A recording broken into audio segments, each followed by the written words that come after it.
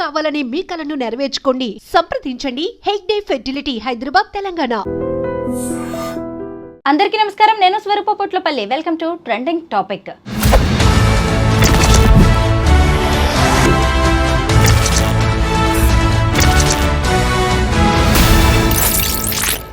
Betting భూతాన్ని తరిమికొట్టడానికి తెలంగాణ పోలీసులు సీరియస్గా ఫోకస్ చేశారు. ముఖ్యంగా సోషల్ మీడియా ఇన్ఫ్లుయెన్సర్స్తో పాటు సినీ స్టార్స్ కూడా ఈ బెట్టింగ్ యాప్స్ను ప్రమోట్ చేయడం అనేది సెన్సేషన్గా మారింది. ఈ బెట్టింగ్ యాప్స్ను ప్రమోట్ చేస్తున్న వారిలో రాణా, అలాగే విజయ్ దేవరకొండ, ప్రకాష్ రాజ్, నిధి అగర్వాల్, మంచు లక్ష్మి, అనన్య నాగిళ్ల వంటి వారు కూడా ఉన్నారు. వీరందరి పేర్లు ఇప్పుడు ఈ బెట్టింగ్ యాప్స్ కేసుల్లో వినిపిస్తుండడంతో పోలీసులు అటు జనం అందరూ ఆసక్తిగా ఎదురు చూస్తున్నారు. మరోవైపు చూసినప్పుడు అసలు ఈ బెట్టింగ్ యాప్స్ కారణంగా ఆత్మహత్యలు చేసుకున్న వారి వివరాలను కూడా పోలీసులు సేకరిస్తున్నారు. ఇప్పుడు తెలంగాణ వ్యాప్తంగా 15 కేసులు నమోదైనట్టుగా తెలుస్తోంది. ప్రస్తుతం నాతో పాటు సోషల్ యాక్టివిస్ట్ కృష్ణకుమారి గారు ఉన్నారు. ఆవిడతో మాట్లాడి అనేక విషయాలు తెలుసుకుందాం. మేడం నమస్తే. చూడండి, సినీ స్టార్స్ పేర్లు కూడా ఈ బెట్టింగ్ యాప్స్ ప్రమోషన్స్ కేసుల్లోకి వచ్చేసాయంటే దీని తీవ్రత ఎలా ఉందో అర్థం చేసుకోవాలి.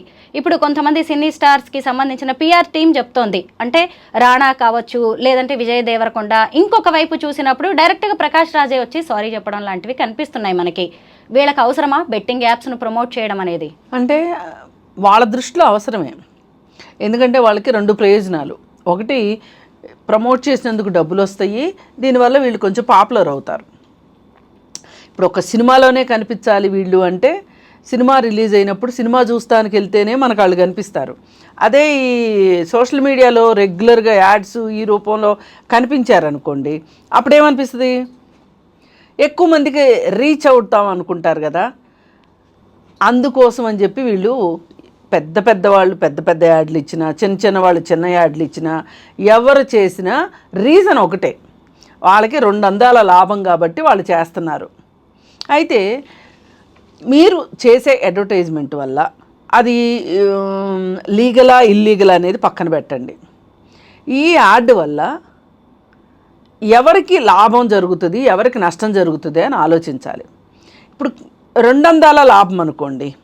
ఇప్పుడు నేను బిస్లరీ వాటర్కి అడ్వర్టైజ్మెంట్ ఇస్తే దీనివల్ల కొంచెం ఖరీదు ఎక్కువ ఉండొచ్చు, కానీ బిస్లరీ వాటర్ వల్ల నష్టం లేదు. కస్టమర్కి చేరుతుంది, కంపెనీ వాడికి డబ్బులు వస్తున్నాయి. మధ్యలో నేను బిస్లరీ యాడ్ని ప్రమోట్ చేసినందుకు నాకు డబ్బులు వచ్చినాయి. దీనివల్ల అసలు ఇది పెద్ద పంచాయతీ లేదు దీనిలో. కానీ కొన్ని పిచ్చి పంచాయతీలు ఎట్లా తయారైనాయి అంటే, మోసకారమైన పంచాయతీలు. కేవలం ఈ అడ్వర్టైజ్మెంట్ చేసిన వాళ్ళకి, ఆ కంపెనీ వాళ్ళకే లాభం తప్పితే అసలు కస్టమర్ ఎవరైతే ఉంటారో వాళ్ళకి నష్టం జరుగుతుంది. నష్టం ఒకటే కాదు, డబ్బులు పోతున్నాయి, మనోవేదన మిగులుతుంది, వాళ్ళు చచ్చిపోతున్నారు. వీళ్ళు చచ్చిపోవటం వల్ల, అప్పులు చేసి చచ్చిపోవటం వల్ల కుటుంబాల మీద భయంకరమైన భారం పడుతుంది. అయితే కొంతమంది ఏం చేస్తున్నారంటే, ఈ భారం పడుతుంది అన్నప్పుడు భార్యను కన్విన్స్ చేసి పిల్లల్ని చంపేసేసి భార్యాభర్తలు కూడా చచ్చిపోతున్నారు. కుటుంబాలు చచ్చిపోతున్నారు, శ్మశానానికి వెళ్ళిపోతున్నారు. వెళ్తే మరి ఇలాంటి దానికి నేనేమైనా కారణమా అనే ఒక్క ఆలోచన వీళ్ళకి వచ్చుంటే గనక ఆపేసేవాళ్ళు. వీళ్ళు ఆ కారణం వల్ల, వాళ్ళకి అర్థం అవటం వల్ల ఆపలా వీళ్ళు. దీనివల్ల ఇరుక్కుంటామేమోననే ఒక భయంతో వాళ్ళు మానేసుకున్నారు. ఇప్పుడు నిన్న జస్ట్ ఆస్కింగ్ ప్రకాష్ రాజ్ గారు కూడా ఏమంటారంటే, నేను 2017లోనే ఆపేశాను అని చెప్తున్నారు. కానీ మీరు చేసినప్పుడు ఇంత జస్ట్ ఆస్కింగ్ యువర్ ఆనర్ అనే వాళ్ళకి ఆ మాత్రం తెలీదా? ఇప్పుడు మనకి ఇన్ని డబ్బులు ఇస్తున్నారు అంటే వాళ్ళకి ఎంత డబ్బులు రాకపోతే మనకి ఎంత ఇస్తారు? ఎవరైనా అడ్వర్టైజ్మెంట్లో పెట్టుకునేది 25%. ఇంకా తక్కువకి కూడా చేసుకునే వాళ్ళు ఉంటారు, అడ్వర్టైజ్ చేసుకునేవాళ్ళు. సరే, మ్యాక్సిమం 25% వేసుకుందాం. ఈ ప్రకాష్ రాజ్ వాళ్ళకే 25% ఇచ్చారు అడ్వర్టైజ్మెంట్ల కోసం అని అనుకుంటే వాడికి 75% మిగులుతుంది. అంటే ఇక్కడ ఏమీ ఉత్పత్తి లేదు. ఇప్పుడు నేను ఇందాక బిస్లరీ అడ్వర్టైజ్మెంట్ ఎగ్జాంపుల్ చెప్పా. బిస్లరీలో ఎంతోమంది మానవ శ్రమ ఉంటుంది, మేధస్సు ఉంటే ఆ బిస్లరీ బాటిల్ తయారవుతుంది. అందుకోసం లాభాలు వచ్చినాయి, నాకు అడ్వర్టైజ్మెంట్ ఇచ్చారు అంటే అక్కడ ఒక ప్రోడక్ట్ కనిపిస్తుంది. ఒక ప్రోడక్ట్ ప్రొడ్యూస్ అయ్యేలోపు చాలా కార్యక్రమం నడుస్తుంది సొసైటీలో. అప్పుడు పర్వాలేదు మీరు ఇచ్చినా కానీ ఇప్పుడు ఈ బెట్టింగ్ కట్టండి, పైగా సరదాగా ఆడుకోండి అని కాదు. ఇప్పుడు ఒక 10 నిమిషాలు సరదాగా ఆడుకోండి, డబ్బులేమీ పోవు. ఇప్పుడు కొన్ని ఉంటాయండి స్కిల్ బేస్డ్ గేమ్స్, నేను కూడా ఆడుతుంటా. ఏంటంటే జీకేకి సంబంధించినవి. దానివల్ల నాకేం డబ్బులు పోవు. వస్తే నాకు నాలెడ్జ్ వస్తుంది, లేకపోతే అది కూడా లేదు. నేను కాన్సన్ట్రేటెడ్గా ఆడితే నాలెడ్జ్ వస్తుంది, లేకపోతే లేదు. ఇప్పుడు క్యాండీ క్రష్ అని ఆడుతూ ఉంటారు, ఇంకేవేవో గేమ్స్ సెల్ ఫోన్లో ఆడుతూ ఉంటారు. డబ్బు కట్టి దానివల్ల మనకి కేవలం నైతికమా అనైతికమా లేకపోతే ఏంటి అంటే స్కిల్ బేస్డ్ అవునా కాదా ఇవన్నీ కాసేపు పక్కన పెడితే ఆ గేమ్ ఆడినందువల్ల నువ్వు కనీసం రిలాక్స్ కావాలి. ఇప్పుడు డబ్బు పెట్టు, రిలాక్సేషన్ అయ్యావు, అది వేరే విషయం. కానీ రిలాక్సేషన్ లేదు, నాలెడ్జ్ లేదు, ఏమీ లేదు, నేర్చుకునేది లేదు, పక్క వాళ్ళతో పంచుకునేది లేదు, ఏమీ లేకుండా నీ జేబులో డబ్బులన్నీ అయిపోతుంటాయి. ఎప్పటికీ తిరిగి రావు. ఇది వాస్తవం. ఇది వీళ్ళకి తెలియదు అంటారా? అంటే అంత ఆలోచించిన కాడికి, మీకు అంత తీరికలు లేని కాడికి మీకు ఇన్ని డబ్బులు ఎందుకు? ఆ చేసుకునే సినిమాల్లోనే డబ్బులు తెచ్చుకోవచ్చు కదా. 25 కోట్లంట విజయ్ దేవరకొండకి. ఒక సినిమా చేస్తే రావు అని డబ్బులు, మరి అందుకే చేస్తున్నారు వీళ్ళు. ఈ బెట్టింగ్ యాప్స్ను ప్రమోట్ చేస్తే 25 కోట్లు. చూడండి మేడం, నిజంగా ఈ సినీ సెలబ్రిటీస్ ఏం చెప్పినా ఏది చేసినా జనం గుడ్డిగా ఫాలో అయిపోతూ ఉంటారు. మరి వీళ్ళకి కనీస సామాజిక బాధ్యత ఉండాలి కదా. అంటే వాళ్ళకి జేబులు నిండడం తప్ప, వాళ్ళకి ఫేమ్ రావడం తప్ప, వాళ్ళ అకౌంట్లు ఫుల్గా ఉండడం తప్ప జనం దీనివల్ల వారికి వచ్చేది ఏంటి, వాళ్ళు ఎలా నష్టపోతారా లాభపోతారా కనీసం ఆలోచించారా ఈ సినీ స్టార్స్? అదే ఆ మాత్రం ఆలోచన జ్ఞానమే ఉంటే వీళ్ళెందుకు ఆడమని చెప్తారు అసలు? అంత వాళ్ళకి కావాల్సింది 2 ప్రపంచం ఎట్టుపోయినా సరే వాళ్ళకి టిక్కెట్లు. ఇప్పుడు ఈ బెట్టింగ్ యాప్ల వల్ల వాళ్ళకి వచ్చే డబ్బులు వాళ్ళకి రావాలి, వాళ్ళకి వచ్చే పాపులారిటీ వాళ్ళకి కావాలి. ఇప్పుడు ఒక సినిమా వచ్చేలోపు ఇంట్లో మనం టీవీ చూస్తుంటే మహేష్ బాబు 10 సార్లు వచ్చింది అనుకోండి, ఆ సినిమా వేరే వాళ్ళది, వేరే హీరోదే సినిమా, కానీ మహేష్ బాబు 10 సార్లు కనిపించాడు స్క్రీన్ మీద. అంటే మహేష్ బాబుకి ఎంత పాపులారిటీ వస్తుంది? అటు అడ్వర్టైజ్మెంట్ ఇస్తే డబ్బులు వస్తున్నాయి, ఇటు పాపులారిటీ వస్తుంది. ఈ యాడ్లన్నీ చూసేది వాళ్ళు చేసే అన్ని చిన్న స్టూల్ బెంచ్ కూడా దోకరు ఈ హీరోలు. వీళ్ళు మట్టుకు ఆకాశంలో ఎగిరి డైవ్ చేసి అది చేసి ఇది చేసి ఒక కోక్ బాటిల్ పట్టుకొస్తారు, పెప్సీ బాటిల్ పట్టుకొస్తారు.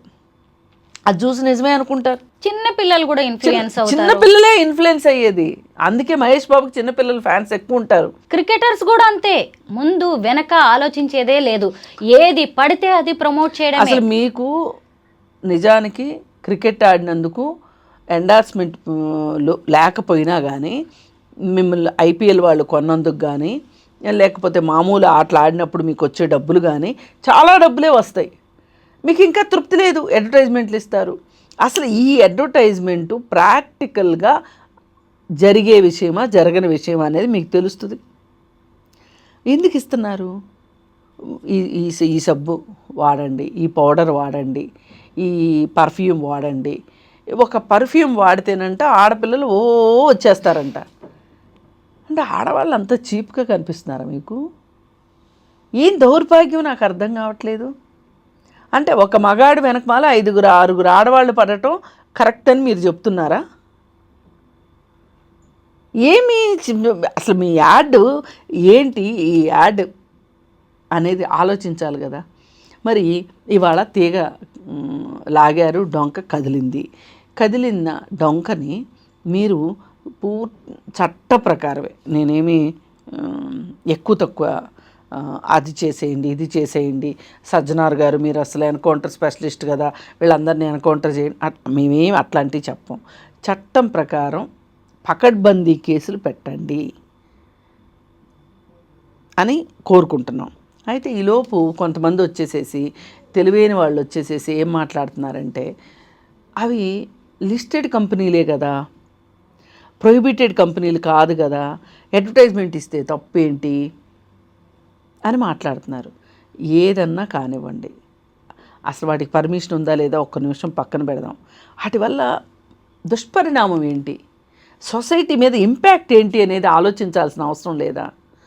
నిజంగా వాళ్ళ దగ్గర నుంచి మనం అది ఆశిస్తే నేతి బీరకాయలు నెయ్యి కోసం వెతికినట్లే. అసలు ఆ మాత్రం వాళ్ళకి ఉంటే పిచ్చి పిచ్చి సినిమాలు ఎందుకు చేస్తారు, చిన్న చిన్న పిల్లలతో బూతులు ఎందుకు మాట్లాడిస్తారు? మొన్న వచ్చింది కదా సంక్రాంతికి వస్తున్నాం సినిమా, ఆ సినిమాలో బూతులు బుల్లిరాజు. అవును మేడం, మళ్ళీ ఎంత ప్రమోషనో, ఎంత ప్రమోషన్. మన ఇంట్లో పిల్లలు అలా మాట్లాడితే ఒప్పుకుంటామా? చెంపమే పెట్టి 2 పీకము. నిజంగా ఏదేమైనా యాప్లకి ప్రమోషన్, బెట్టింగ్ యాప్లకి ప్రమోషన్ ఇచ్చారా, లేదు రమ్మీ గేమ్కి ప్రమోషన్ ఇచ్చారా, అవి స్కిల్ బేస్డా అన్స్కిల్డా అనేది అనవసరం. ఇక్కడ ఒక ఉత్పత్తి అనేది లేకుండా, ఒక ప్రోడక్ట్ జనరేట్ కాకోకుండా కేవలం మాటల మీదే ఇన్ని కోట్లు వాళ్ళు సంపాదిస్తున్నారు అంటే జనాల దగ్గర నుంచి ఎన్ని డబ్బులు కొల్లగొట్టబడుతున్నాయో ఆలోచించండి. కోట్లు రాబట్టారు, ఎంతోమంది ప్రాణాలు పోవడానికి కారణమయ్యారు. ఇప్పుడు చూస్తేనేమో వాళ్ళ పిఆర్ టీంలో వచ్చి ఒక ప్రెస్ నోట్ రిలీజ్ చేస్తారు, లేదంటే వాళ్ళు వచ్చేసి సారీ తప్పైపోయింది తెలియక చేసాము క్షమించండి అంటూ వీడియోస్ రిలీజ్ చేస్తారు. అవన్నీ కుదరదు. మాకు తెలియక చేసాము అన్నా నడవదు, అది స్కిల్ బేస్డ్ అన్నా నడవదు, ఏది నడవదు. ఒక్కటే ఏంటంటే, ఈ ప్రభుత్వం గట్టిగా ఉంటే, నిలబడితే గనక, ఈ ప్రభుత్వం చర్యలు తీసుకుంటే, పెద్దవాళ్ళైనా సరే చిన్నవాళ్ళైనా సరే ఎవరైనా సరే వాళ్ళపైన చర్యలు తీసుకుంటే తప్పితే ఇవాళ సొసైటీని మనము గట్టెక్కించలేము.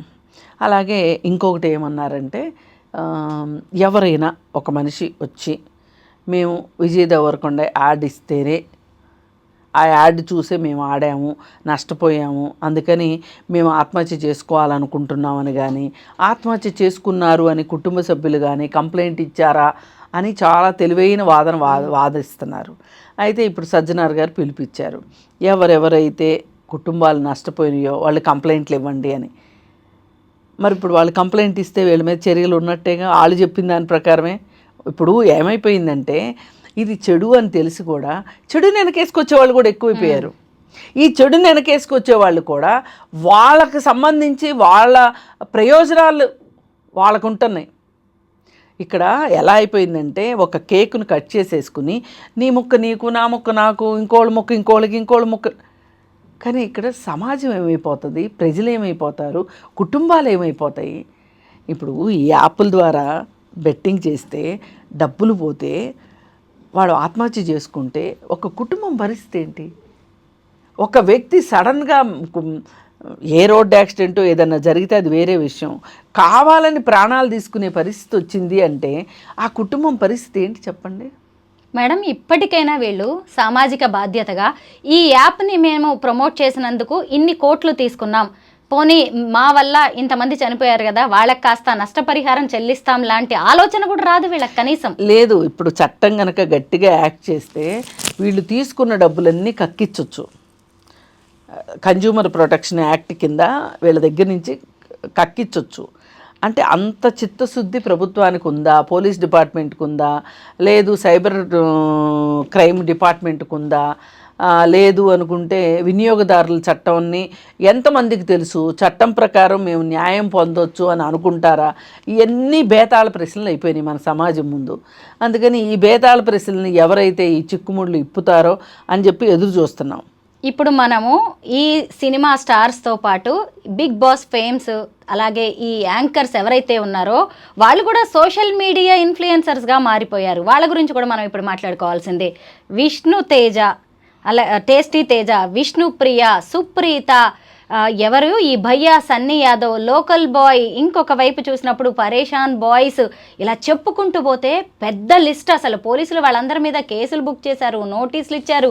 ఇప్పుడు కొంతమంది స్విచ్ ఆఫ్ చేసుకున్నారు ఫోన్స్, ఇంకొంతమంది దుబాయ్ పారిపోయారు.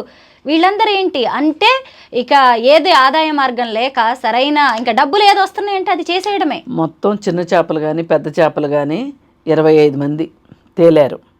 ఈ 25 మందిలో కొంతమంది తప్పైపోయింది సారీ అంటున్నారు. సారీ నడవదు. ఇగ్నోరెన్స్ ఆఫ్ లాకి ఎక్కడ ఆస్కారం లేదు కాబట్టి అయ్యో నాకు తెలియదు అంటే తెలుసుకోవాల్సిన అవసరం ఉంది. నీకు తెలుసుకోలేదు అంటే అది నీ తప్పు. సరే ఇది అయిపోయింది. ఈ పెద్ద స్టార్స్ ఈ విధంగా కథలు చెప్పిస్తున్నారు వాళ్ళ పిఆర్ టీములతోటి. ఇంకా ఆయనేమో ప్రకాష్ రాజ్ గారు ఎందుకైనా మంచిదని చెప్పి మీడియా ముందుకే వచ్చేసేసి చెప్పారు, ఎవరు కూడా బెట్టింగ్ యాప్స్ జోలికి వెళ్ళకండి, గేమ్స్ జోలికి వెళ్ళకండి, మీరు ఇబ్బందులు పడతారు, అది ఇది అని చెప్పి నిన్న నీతి వాక్యాలు పలికారు. ఈ నీతి వాక్యాలు అయ్యో 2017లో ఆయన ఆపేసినప్పుడే పలికుంటే బాగుండేది. సరే ఇప్పుడు ఈ రానాకి ఈ వీళ్ళకి ఏం మంచు లక్ష్మికి ఏం డబ్బులు తక్కువైనాయి నాకు అర్థం కావట్లేదు. అంటే ఏదైనా సరే మాకే కావాలి అనే తత్వమా, లేకపోతే అది చెయ్యకపోతే మన ఏదో చాతకాని వాళ్ళు అనుకుంటారనా? ఇది పెద్దవాళ్ళ స్టోరీ. ఇప్పుడు చిన్నవాళ్ళ గురించి చెప్పారు మీరు.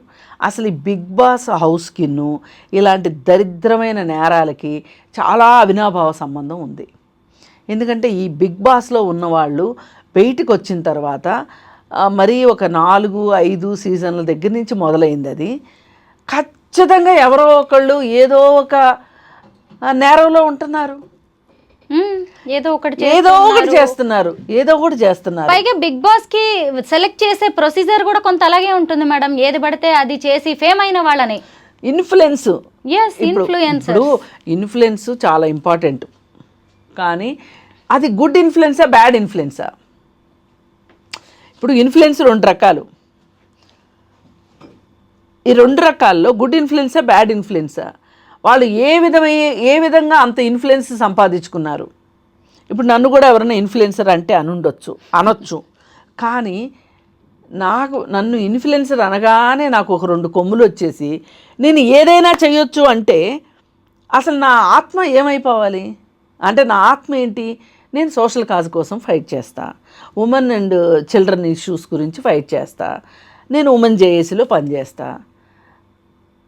కానీ నేను టీవీలో మాట్లాడతాను కాబట్టి, యూట్యూబ్లు కావచ్చు, మెయిన్ స్ట్రీమ్ మీడియా కావచ్చు, మాట్లాడతాను కాబట్టి నాకు 2 కొమ్ములు వచ్చేసినాయి అని నేను ఏది పడితే అది చేస్తే నేను జేఏసీలో ఎట్లా పనిచేస్తా?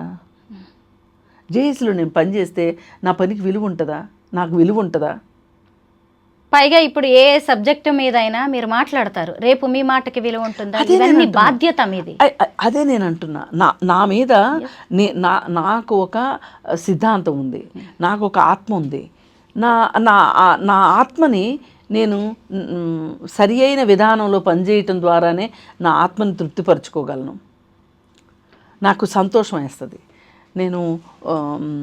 నాకు డబ్బు రాకపోయినా కానీ ఒక మనిషికి ఒక విక్టిమ్కి ఒక చిన్న సపోర్టు, మానసికంగా ఒక తోడు, లేకపోతే నీకు మేము ఉన్నాము అనే ఒక ధైర్యం, లేదు నువ్వు ఇప్పుడు ఇలా చేస్తే కరెక్టు.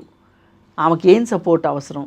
ఆమెకి మాట సాయం కావాలా, లేకపోతే ధన సహాయం కావాలా, లేకపోతే లీగల్ హెల్ప్ కావాలా?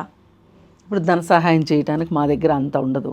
కానీ ఎవరన్నా ఇప్పుడు ఒక సర్వైవర్ ఉంటుంది, సర్వైవర్ పిల్లలు చదువుకోవాలి, వాళ్ళకి ఫీజులు కట్టాలి, మరి సర్వైవర్ దగ్గర డబ్బులు లేవు, ఎవరితో మాట్లాడి ఫలానా వాళ్ళకి ఫీజులు కట్టండి మాట్లాడతాం. ఇది నేను ఇన్ఫ్లుయెన్స్ చేయగలను, వాళ్ళని ఇన్ఫ్లుయెన్స్ చేయగలను కాదా అని చెప్పి నేను దేనికి పడితే దానికి ఇన్ఫ్లుయెన్స్ చేస్తే వాళ్ళని. ఇప్పుడు ఒకరి దగ్గర డబ్బు ఉంటుందండి, ఒకరికి అవసరం ఉంటుంది, నేను ఇన్ఫ్లుయెన్స్ చేసి ఆ డబ్బు ఇవ్వడం ద్వారా మరి ఎగ్జామ్ ఫీజు కట్టడమా, లేకపోతే తిండి తినడమా, లేకపోతే ఇంకోట స్కూల్ ఫీజులు కట్టుకోవడమా, ఏదో ఒకటి నేను చెప్తా. నేను చెప్పాను కదా అని చెప్పి, వాళ్ళు చేశారు కదా అని చెప్పి ఇంకా నేను ఏదంటే అది చేయిస్తానంటే ఎట్లా కుదురుతుంది? అందుకని ఏంటంటే మనకు ఒక వ్యక్తిత్వం ఉండాలి. వ్యక్తిత్వం లేనప్పుడే ఇట్లాంటి సమస్యలు వస్తాయి. మీరు కేవలం డబ్బు కోసమే ఉన్నారా అంటే వీటి చుట్టూనే తిరుగుతారు మీరు.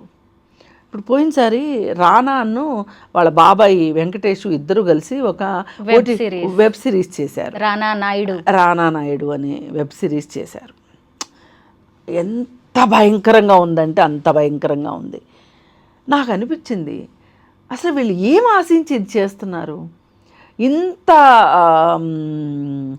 దరిద్రాన్ని ప్రజలకు చూపించాలనుకోవటం ఇది ఏమన్నా ఒక శాడిజమా లేకపోతే అవసరమా? ఎందుకు చేస్తున్నారు ఇది అని అంటే ఏమీ లేదు. వాళ్ళు ఎప్పుడూ లైమ్ లైట్లో ఉండాలనేది ఒకటి, డబ్బులు రావాలనేది ఇంకొకటి, వాళ్ళ స్థానం ఇంకెవ్వరు స్థానంలోకి రాకూడదు అని. ఈ కారణాల చేత వాళ్ళు మనల్ని ఎవరు అడుగుతారు వచ్చి? ఇప్పుడు నాకు రానా కనిపించాడు అడుగుతానా? వెంకటేష్ కనిపించాడు అడుగుతానా? అడగను కదా. అడగం కదా. వాళ్ళ ధీమా అదే. మా దాకా వచ్చేవాళ్ళు ఎవరు? ఒకవేళ పోలీసులు వస్తే వాళ్ళని ఎట్లా చేసుకోవాలో మాకు తెలుసు, చట్టం వస్తే ఏం చేయాలో మాకు తెలుసు. ఈ ధీమానే వెధవ పనులన్నీ, చెత్త పనులన్నీ, చండాలమైన పనులన్నీ చేపిస్తుంది. ఆ ధీమా పోవాలి అంటే పోరాటం ఆగకుండా చెయ్యడం ఒక్కటే మార్గం. మేడం, ఇక్కడ మనం మన పౌర సమాజం గురించి కూడా మాట్లాడుకోవాల్సిందే. సజ్జనార్ గారు ఈ బెట్టింగ్ భూతం అనే దాన్ని బయట పెట్టకపోతే మనం ఎవరైనా స్పందించామా? ఫస్ట్ ఆయన లోకల్ బాయ్ నానితో స్టార్ట్ చేశారు, ఆ తర్వాత భయ్యా సన్నీ యాదవ్, ఆ తర్వాత హర్ష సాయి, ఆ తర్వాత పోలీసులు రెస్పాండ్ అయ్యారు, ఆ తర్వాత ఓ కామన్ మ్యాన్ ఇచ్చిన కంప్లైంట్ తో 15 మంది మీద 11 మంది మీద కేసులు బుక్ అయ్యాయి. 8 నెలల క్రితం హర్ష సాయి విషయం ఇతను యువ సామ్రాట్ తీసుకొచ్చాడు బయటికి. తీసుకొచ్చినప్పుడు పోలీస్ యంత్రాంగం కానీ మీడియా కానీ అతనికి పూర్తిగా సపోర్ట్ ఇచ్చి పోలీసులు కూడా సహకరించి ఉన్నట్లయితే వేరుగుండేది. మరి ఆ రోజు ఎవరు ముందుకు రాలా. ఇప్పుడు సజ్జనార్ గారు స్వయంగా మాట్లాడేసరికి అందరూ దారికి వచ్చారు. ఇప్పుడు ఎట్లా అంటే ఏమైపోద్దంటే సింకులో పోస్తేనే తీర్థం అవుతుంది అన్నట్లు సజ్జనార్ గారు మాట్లాడితేనే ఇది కదిలింది. అందుకే ఇన్ఫ్లుయెన్స్డ్ పర్సన్స్ మంచికి మీరు వాడండి. ఇప్పుడు సజ్జనార్ గారు కూడా దేనికంటే దానికి ఇస్తే ఇంకా ఆయనకి ఇంత వాల్యూ ఎందుకు ఉండేది? అందుకని ఆయన నిలబడాలి దీనికోసం. అలాగే మీడియా కూడా నిలబడాలి. మాలాంటి వాళ్ళం కూడా ఆపకుండా విరామం లేకుండా పోరాటం చేస్తేనే ఇది ఒక దారికి వస్తుంది. ఇప్పుడు దాదాపు కొన్ని వందల మంది కుటుంబాలు ఛిద్రమైపోయినాయి ఈ దెబ్బతోటి. అలాగే ఒక 120 మంది లెక్కల్లోకి వచ్చింది. ఇప్పుడు చాలామంది ఇది బెట్టింగ్ చేశాడా, బెట్టింగ్ అంటే ఒక నెగటివ్ వర్డ్. బెట్టింగ్ చేసి అప్పులు చేశాడు అంటే చెప్పుకోవటానికి కూడా ఇష్టపడరు చాలా మంది. పరువు తక్కువ అని, ప్రాణాలు పోయినా పర్లేదు. ఇప్పుడు నిన్న నేను వేరే ఛానల్లో ప్రోగ్రామ్ చేస్తే దానికి సంబంధించి వాళ్ళు ఒక వీడియో పెట్టారు. పెడితే దాని కింద ఒక ఆయన ఎవరో వచ్చేసి పాపం చెప్తున్నారు, మా అమ్మాయి 25 లక్షలు పోగొట్టుకుంది అని చెప్పాడు. అమ్మాయి ఇక్కడ అమ్మాయి లేదు అబ్బాయి లేదు, ఫోన్ ఉంది కదా. పైగా ఈజీ మనీకి అలవాటు పడిపోయి, లగ్జరియస్ లైఫ్కి అలవాటు పడిపోయి, కష్టపడకుండా కూర్చునే ఫోన్లలోనే డబ్బులు సంపాదించాలని. ఇప్పుడు ఇక్కడ మనము కేవలము వీళ్ళని మాత్రమే మాట్లాడేదానికంటే కూడా ఈ ఆడుతున్న వాళ్ళ గురించి కూడా కొంత మాట్లాడాలి. అసలు మీరెందుకు ఆడారు? ఇప్పుడు ఒకడు యాప్ పెట్టాడు, ఇంకొకడు వచ్చి అడ్వర్టైజ్మెంట్ ఇచ్చాడు. ఇప్పుడు మీరు దానికి సహకరించకపోతే ఇంత దుర్మార్గం జరగదు కదా. అయితే ఇక్కడ ఒక మాట చెప్పుకోవాలి. వీళ్ళు కష్టాల నుంచి బయటికి రావాలనే ఉద్దేశంతోనో లేకపోతే గ్రీడ్తోనో వీళ్ళు ఈ పనులు వీళ్ళు ఈ యాప్ల్లో ఇది చేయొచ్చు, ఎవరు సామాన్య ప్రజానీకం కూడా. కానీ మనం ఇంకొక లాజిక్ ఆలోచించాలి. ఈ యాప్లు ఏవి కళ్యాణ్ జ్యువెలర్స్ లాగానో మలబార్ జ్యువెలర్స్ లాగానో అడ్వర్టైజ్మెంట్లు ఇచ్చే పరిస్థితి ఉంటుంది వాళ్ళకి. ఇది అవుట్ సైడ్ రియల్ వరల్డ్లో వాళ్ళు కేవలం ఏం చేసినా సోషల్ మీడియాలోనే చెయ్యాలి. ఇప్పుడు కొత్తగా క్రికెట్ మ్యాచ్లుకి స్పాన్సరింగ్ చేస్తున్నారు. ఇవన్నీ కూడా ఆగిపోవాలి. బీసీసీఐ కూడా ఆలోచించాలి. ఆలోచించి వాడు యాడ్ ఇస్తానంటే మీరు యాడ్ తీసుకోకూడదు. ఇప్పుడు ఆ గైడ్ లైన్స్ కూడా రావాలి.